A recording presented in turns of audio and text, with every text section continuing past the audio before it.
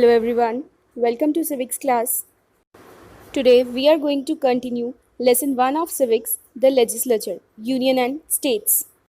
Earlier we had discussed about what is the Parliament, functions of the government, division of responsibilities between central and state governments, the Union Legislature, the Lok Sabha and Rajya Sabha, and the State Legislature. Now today we are going to discuss powers and functions of the Parliament. And the main objectives of today's topic are you will come to know about how a bill becomes a law and you will come to know about the various functions of the government. But before starting today's topic, let us recall the definitions and cross-question answers related to the previous topics. Definitions.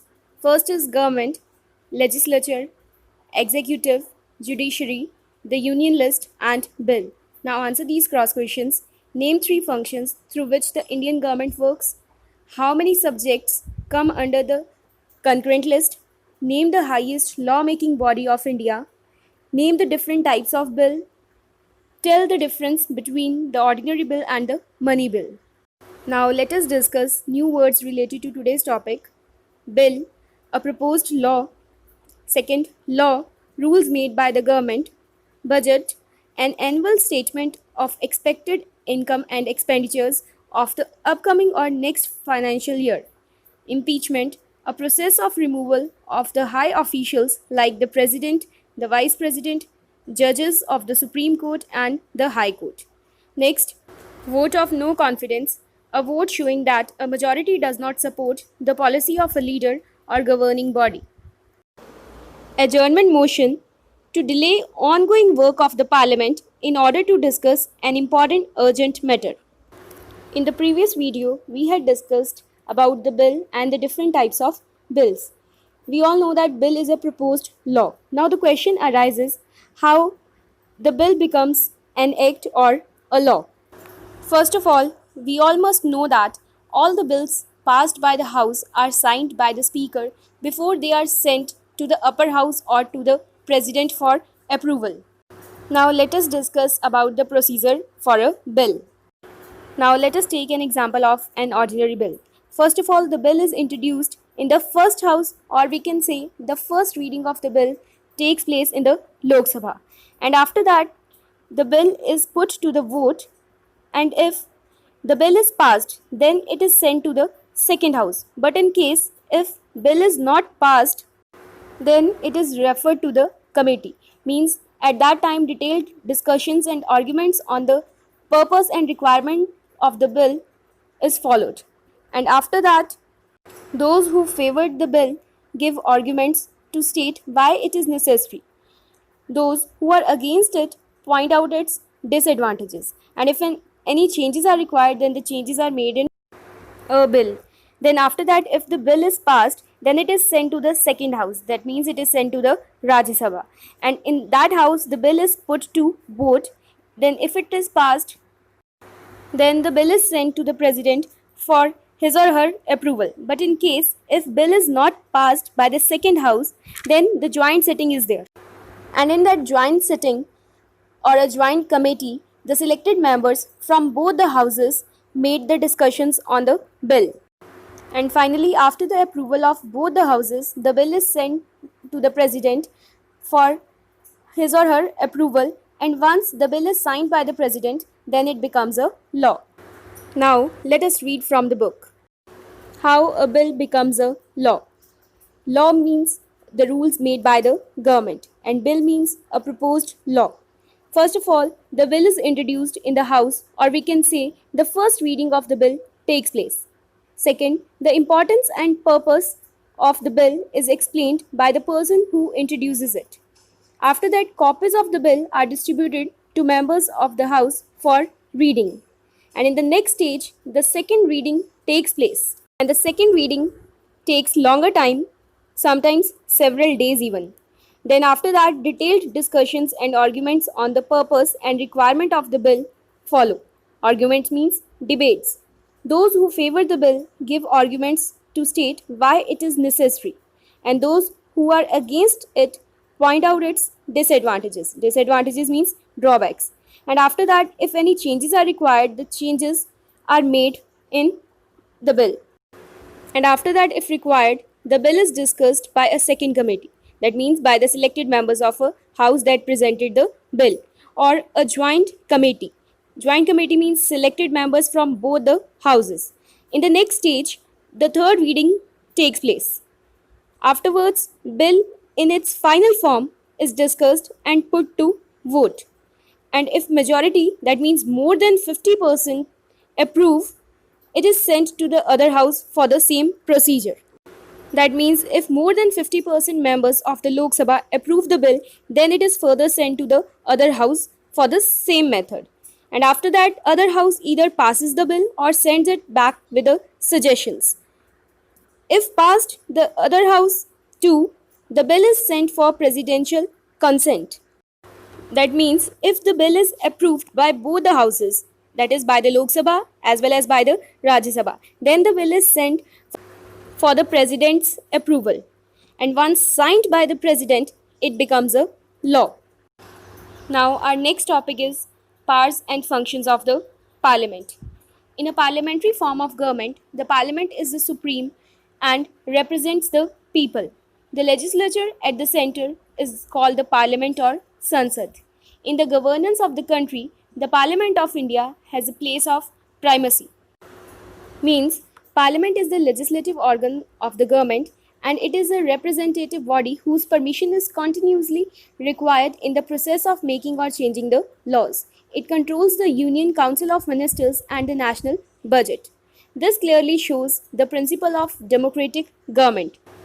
The powers and functions of the parliament includes the legislative powers, executive powers, financial powers and functions, constituent powers and functions, judicial powers, electoral powers and functions, and other than this, the other powers and functions. Now, let us read from the book. The topic is selecting a national government. The party that gets an absolute majority, that is more than half of the seats in the parliament, is invited by the president to form the government. That means if the majority party gets 66% of the total seats in the parliament, then the leader of the majority party is invited by the president to form the government. The party can run the government till it enjoys a majority in the house. Now, the next topic is financial control. Financial means related to money. The Union Parliament is the custodian of the national purse. Custodian means guardian and purse means spending. That means not even a single penny can be spent without the Parliament's approval. The Finance Minister presents the budget in the Parliament every year. The budget is an estimate of income and expenditure of a year. That means budget is an annual statement of expected income and expenditures of the upcoming or the next financial year. The Parliament has the power to vote a cut in the budget or to amend or reject the budget. Means the whole power lies in the hands of the Parliament to reject or to approve the budget. Now, as it is clear that budget is a money bill and the money bill is introduced only in the Lok Sabha, that is in the lower house of the Parliament. And as the budget is only passed by the finance minister, but in case if finance minister is absent in the house due to any of the reason, then only prime minister has the right to introduce the bill. And as it had happened at the time when Mr. Arun Jaitley was the finance minister of India and he was the member of the Rajya Sabha.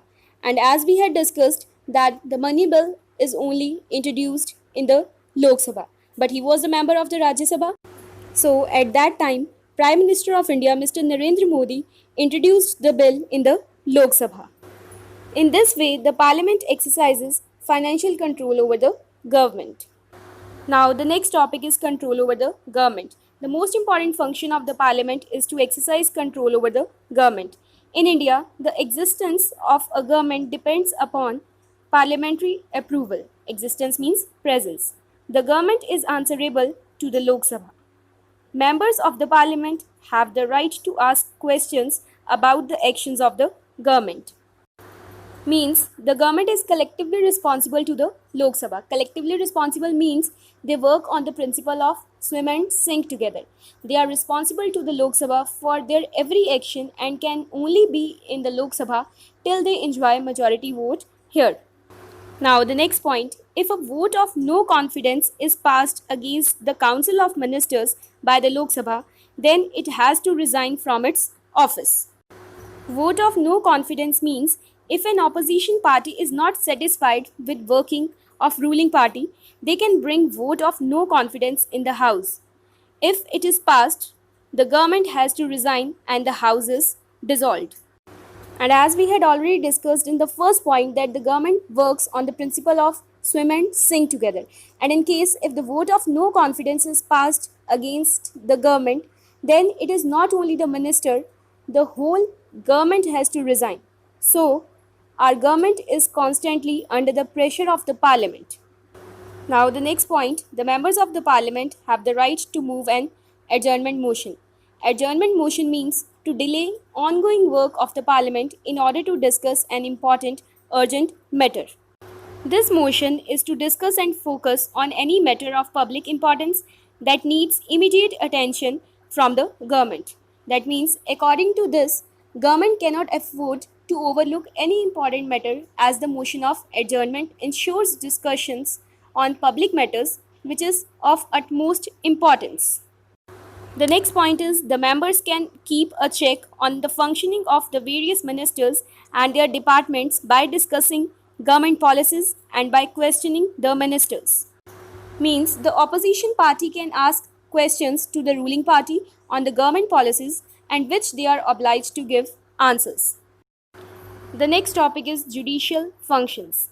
Judicial means law protecting. Our parliament enjoys certain judicial powers also. It has the power to remove the president through a process of impeachment. Impeachment means a process of removal of the high officials like the president, the vice president, judges of the Supreme Court and the High Court, etc. The judges of the Supreme Court, High Courts and some other officials can also be removed by the Parliament following similar procedures. In case they are found violating the Constitution or misusing their status or indulging in corruption of any nature. Violating means breaking, indulging means involving. So, we can say that the Parliament exercises the power to impeach the President, the Vice President and the judges of the Supreme Court and High Courts according to the procedure laid down for the purpose.